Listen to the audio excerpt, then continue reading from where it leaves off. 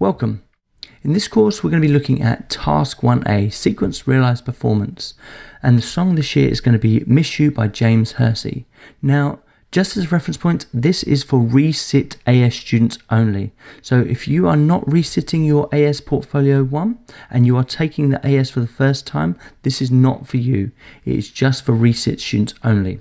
Now, let's begin. So we are looking at the original song by James Hersey called Miss You.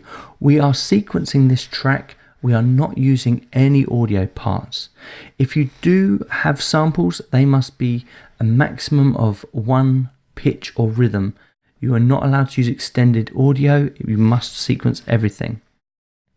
And then finally, you've got to submit this as track 1 of your Portfolio 1 CD. Bouncing it down as 16-bit 44.1 kilohertz, predominantly as a WAV file or an AIFF.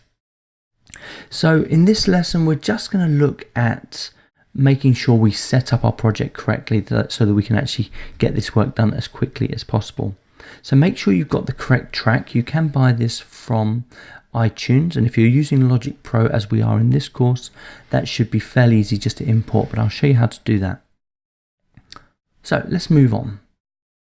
So here's our quick setup. And as said previously, if you buy this track from iTunes, you'll be able to come into your media section, which is this button here, click on the media tab and then click on your iTunes library, and it will pop up in the iTunes. And then all you do is just drag and drop it in place. It's really important to have the actual original track in your sequence so that you've got a very good reference point. Now, what I tend to do from the very off is make sure that the sequence synchronizes to the grid. If you get it to synchronize to the grid, then it's going to make your job of inputting all this data a lot easier. Now, Edexcel Pearsons have supplied us with a skeleton score. This is not the be-all and end-all. You do have to still listen to the parts and realize and analyze different things that are going on, but it will get you started. Now, if you are using the score and inputting data from the score, making sure you've got this track in exactly the right place is going to be crucial, and it will make your job a lot easier. Now let's get some of the bare bones stuff down. So setting up our project, firstly you need to make sure the tempo is right. Now the tempo according to the score is 120. I've listened through to this track with the metronome on just to make sure it works, and actually for my money I'm happy that it is 120. It's a 4/4 track and I've got it as an F minor. Now so these are your main setup things for your project. The next thing that I would do is just make sure that you sync the track in place. Now we've imported it and you'll see that my track is actually locked. I tend to lock my track down as soon as I can, just to stop it from moving or accidentally moving at any point so that it actually works. Now, before you lock it down, you can just zoom in and just have a little look. Now, you will notice that my track actually starts before bar 1. And for most of you guys, you won't have it set up here. Oops, cancel. This bit here can move.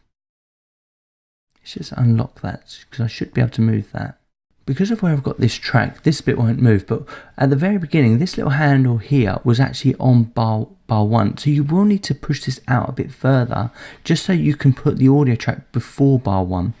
Now, the reason I've done that and not started, say, on bar 2, is because I want everything to lock into the score. If I'm using the data from the score and my track starts on bar 2, as little a thing as it is, it will throw all the bars out by 1 bar. And as you go through this piece, you may forget that, or you may kind of just misinput that. So just making sure that you've got your track actually starting on bar 1 is going to be crucial. You can zoom into this and you can move let me just lock that up again before I move it accidentally. And you can move this around until you get bar 1 and this first predominant beat on the right bit. So if you zoom in, you'll notice that this is ever so slightly before beat 1. So if you want to be a bit more kind of accurate, you probably could move it a little bit, but I'm happy enough that that's okay. So once you've got your song in place, then I would just turn your metronome on, make sure you're set up at 120, and just press play and make sure all the beats are synchronized. So here we go. Okay, so we're fairly happy, and as you whiz through, you should be able to see that all of these beats for bar 1 or beat 1 are in the right place. So once you've got that set up, you're in a really good place.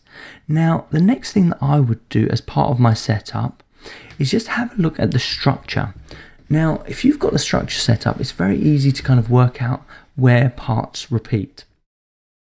So let's just go through this. You can see that I've got this nice little 4-bar intro, and I'm using the marker tracks. So how you use the marker tracks is if you move the playhead to where you want to put the next marker in, you can just press this little plus button and it will create a line here. So if you double click on the header, you can then change the name.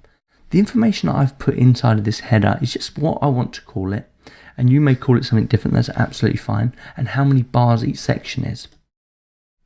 Now, as you go through, you also notice that I've colorized the similar sections or identical sections the same color.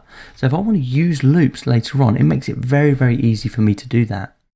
So let's just go through and I'll show you the structure that I've got so far. So intro 4 bars, verse 1 16 bars. I've got this initial chorus as 8 bars, followed by some kind of 8-bar interlude. Once again, if you're not happy with what I've called the sections, it really doesn't matter. You can call them whatever you want. Then I've got this little break, which I've actually just indicated that is almost identical or the same as the intro. Then I've got verse 2, which is 16 bars. Then I've got chorus 2, which is 8 bars. And then another interlude 2, 8 bars. Then I've got this interlude 3, and I've just put a little note here that says with chorus elements, 16 bars. And then finally I've got this outro. And that's how my structure, and I always put an end point in as well, just so that I know it's finished. You can also lock down your marker track as well if you want to, just to make sure you don't move any of those parts around. So once you've got all of this information set up, it will make your job a lot easier. It will make it easier to input your data.